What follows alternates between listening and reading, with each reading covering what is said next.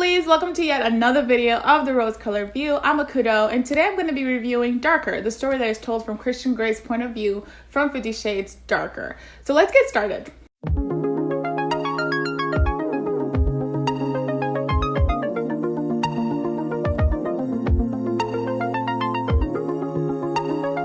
I normally like to do spoiler-free reviews of books, but this book, I'm actually just gonna tell you everything I feel about it, and there will be spoilers just because I feel like everybody already knows what happens in 50 Shades of Grey, but this is just Christian's version of it. So I'm not really spoiling anything, but if you've read the 50 Shades of Grey books, so you kind of already know what happens. This video is slightly different just because I'm going to be doing a negative review, so that kind of tells you right there how I feel about the book. If you like 50 Shades of Grey, you're probably not going to agree with me, but I really feel a lot about this writing in this book and everything that happens in it, so I just really want to express myself and like tell you what I really think about it. I'm pretty sure many of you have read 50 Shades of Grey. I've read 50 Shades of Grey. I actually liked 50 Shades of Grey, even though it has its very horrible problems with the book itself, but I've read it, but I haven't read the entire series as a whole. I've read 50 Shades of Grey. I read a little bit of 50 Shades Darker. I've read Grey, Christian's version of 50 Shades of Grey, and now I've read Darker, Christian's version of 50 Shades Darker.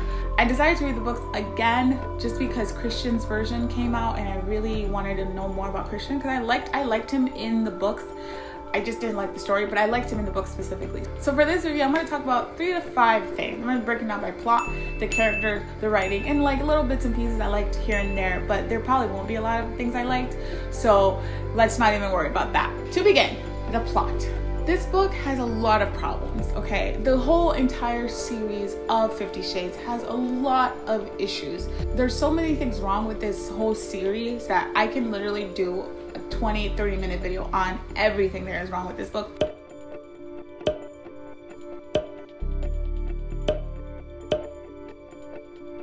But that's not what this review is about. This review is more about the book itself and the world that the author has built for us. The plot begins where basically Anna leaves Christian and Christian has to try his best to win her back. And by the 3rd chapter, he basically wins her back. He doesn't really have to do anything. He just kind of manipulates her and begs her back. And he's like, I want you, I want you, I want you. And then, she's like, okay.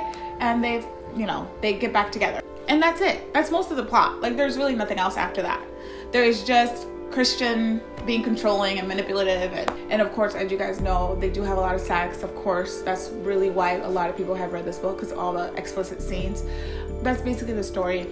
It's kind of dumb.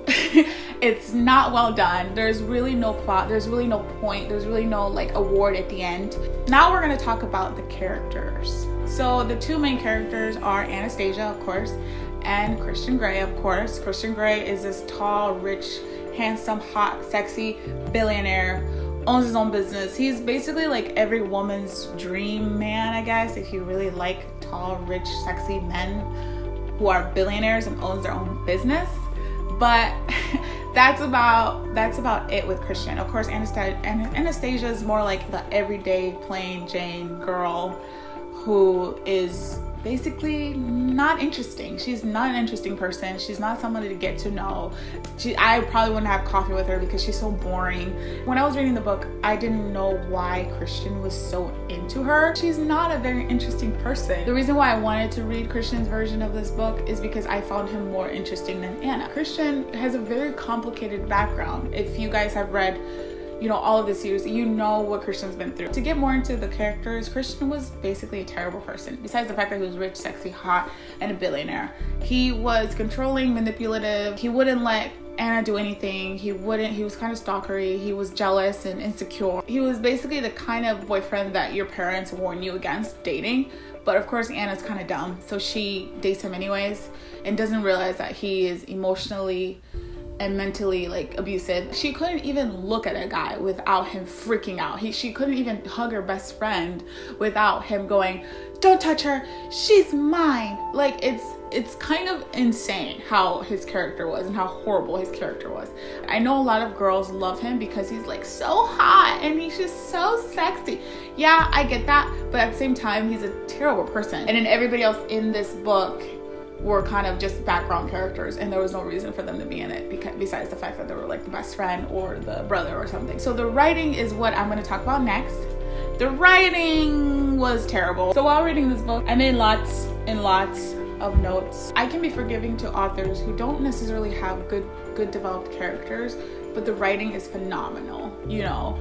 Or sometimes they have really good development, but the writing is eh. But if you have really shitty character development, really shitty plot, and a really shitty writing, your book is just terrible. One of the examples of the writing that I hated was that there was a part in the book where Christian was telling Anna all the reasons why he loved her and why, you know, he really wanted to be with her. And she was like compassionate and lovely and, you know, all this like gooey stuff that he was telling her about her. But there was no examples of Anna being like that. I don't see any sense of compassion from Anna. I don't see her as this like lovely, funny person. She's not funny. So there's a lot of blatant sentences that would have been obvious even if E.L. James didn't even tell us. So the sentence where Christian wanted to bathe his ex-girlfriend because she's crazy and she was stalking him, blah, blah, blah. He was filling up the tub with water.